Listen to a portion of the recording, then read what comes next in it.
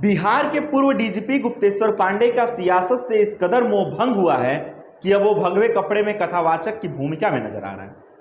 अपनी नई भूमिका को लेकर गुप्तेश्वर पांडे ने कहा है कि मैंने अपने आप को भगवान को समर्पित कर दिया है। एक निजी न्यूज चैनल से बात करते हुए उन्होंने कहा है कि देश काल परिस्थिति के अनुसार व्यक्ति की प्राथमिकताएं बदलती रहती हैं। मैं कथावाचक प्रोफेशनल अर्थ में नहीं हूं, हालांकि अब कथा कह रहा हूं तो कथावाचक कह सकते हैं। वैसे मुझे आम आदमी के रूप में ही जानिए।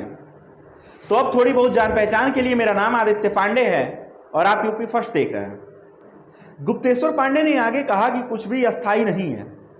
जो जितने ऊंचे पद पर है वो उतना ही दुखी है। आनंद तो केवल ईश्वर के रास्ते में है, उन्हें ही प्राप्ति की कोशिश कर रहा हूँ। उन्होंने कहा कि अभी मेरा राजनीति करने का तनिक भी इच्छा नहीं है। भगवान के चरणों में अनुराग पैदा हो, अभी मेरी यही इच्छा है। मैंने खुद को भगवान को समर्पित कर दिया है। मैं साफ कह दूं तो मेरा अभी राजनीति करने का कोई भी इरादा नहीं है।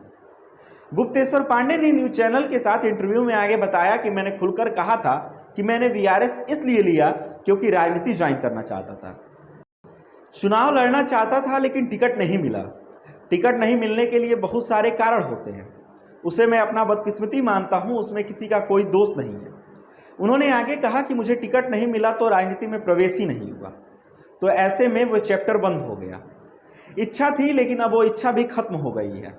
गुप्तेश्वर पांडे ने कहा कि 15 से 22 तक मैंने अयोध्या में कथा वाचन किया, लेकिन मैं सन्यासी नहीं बना हूँ, ना ही मैंने गेरुआ वस्त्र धारण किया है।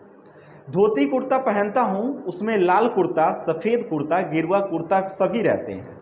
उन्होंने कहा कि परिवर्तन भीतर से होना चाहिए, बाहर से परिवर्तन का क्या फ़ायदा। मेरे मन में किसी के प्रति कोई गिला नहीं, कोई शिकवा नहीं, कोई शिकायत नहीं। मेरी सभी के लिए कल्याण की ही कामना है।